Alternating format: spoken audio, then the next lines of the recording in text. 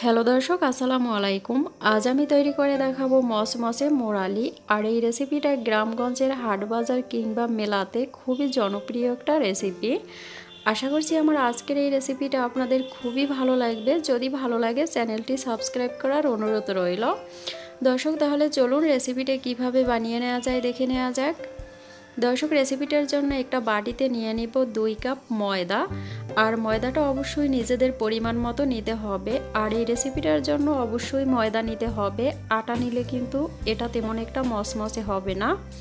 এখন দিয়ে দিলাম স্বাদ বুঝে লবণ, আর দিয়ে দিব 1 টেবিল চামচ পরিমাণ চিনি।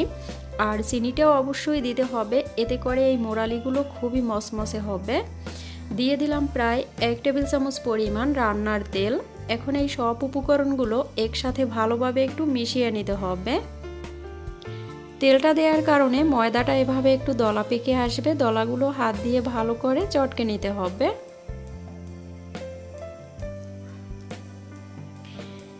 এটা ভালোভাবে মিশানো হলে এখন এখানে আমি হালকা কুসুম গরম পানি দিয়ে একটি ডো তৈরি করে নিব।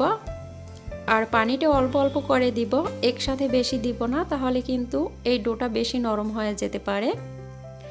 অল্প অল্প করে পানিটা দিতে হবে আর এই ডোটা তৈরি করে নিতে হবে।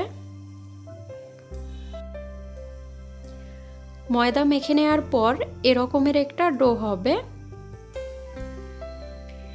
এখন আমি হাতে সামান্য একটু তেল মেখে ডোয়ের উপরে মেখে নিব, এতে করে এই ডোটা অনেকটা সফট থাকবে। এখন এই ডোটাকে ঢাকনা দিয়ে প্রায় 10 থেকে 15 মিনিট একটু রেস্টে রাখব। 15 মিনিট পর আমি ডোটাকে এখানে নিয়ে নিলাম, নিয়ে এটাকে আবার একটু এভাবে মথে নিব, তারপরে এটাকে একটু গোল শেপ দিয়ে নেব। এবার হাতের তালুতে রেখে একটু চ্যাপটা করে নিব। এখন সামান্য পরিমাণে ময়দার গুঁড়ি দিয়ে এটাকে আমি বেলে নিব। তবে এই রুটিটা বেশি পাতলা হবে না, জাস্ট 1 ইঞ্চির মতো পুরুত্ব রেখে রুটিটাকে বেলে নিতে হবে।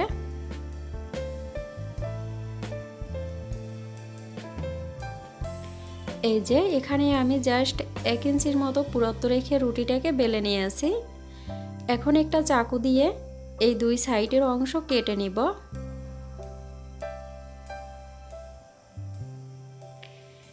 এখন এদিকটা থেকে প্রায় 1/2 ইঞ্চির মতো ফাঁকা রেখে এভাবে লম্বা লম্বা করে লেচি কেটে নিতে হবে।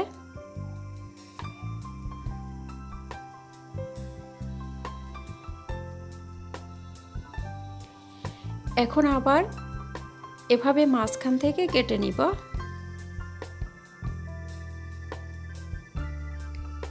এখন এই লেচিগুলো আমি আলাদা করে নেব। চুলায় একটা ফ্রাই প্যানের মধ্যে প্রায় 1 কাপের মতো তেল হালকা একটু গরম করে নিয়ে আসি। এখন এর মধ্যে আমি এই লেচিগুলো দিয়ে দিব। আর তেলটা অবশ্যই একটু হালকা গরম থাকা অবস্থায় দিয়ে দিতে হবে, বেশি গরম করে নেওয়া যাবে না, তাহলে কিন্তু এই লেচিগুলো নিচ থেকে পুড়ে যাবে। এখন চুলার আঁচ প্রথম থেকে শেষ পর্যন্ত মিডিয়ামে রেখে এই লেচিগুলোকে উল্টে পাল্টে 2 থেকে 2.5 মিনিটের মতো ভেজে নিতে হবে।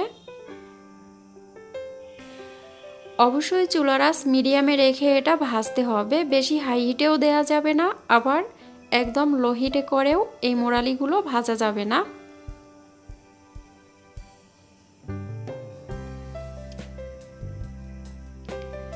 প্রায় 2 থেকে 2.5 মিনিটের মতো ভাজার পরে এরকমের খুব সুন্দর একটি কালার চলে আসবে।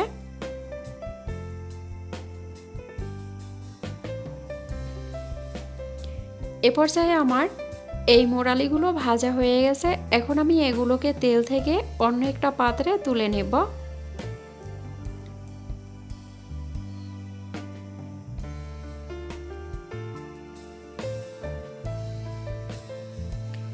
চুলায় আবার একটা ফ্রাই প্যান বসিয়ে দিলাম। এখানে দিয়ে দিলাম প্রায় 1 কাপের মতো চিনি। 1 কাপ চিনির জন্য দিয়ে দিব 1 কাপ পানি, কারণ চিনিটা থেকে কিন্তু অনেকটা পানি বের হবে। এখন এটাকে আমি 3 থেকে 4 মিনিটের মতো জাল করে নেব। এর মধ্যে শিরাটা এভাবে ঘন হয়ে যাবে। তখন আমি এর মধ্যে দিয়ে দিব আগে থেকে ভেজে রাখা মোরালি।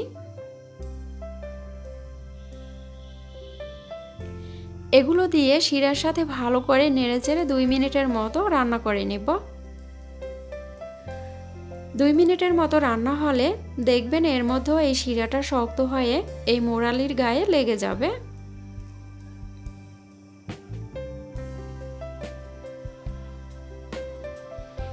এ পর্যায়ে আমি চুলাটা বন্ধ করে দিব।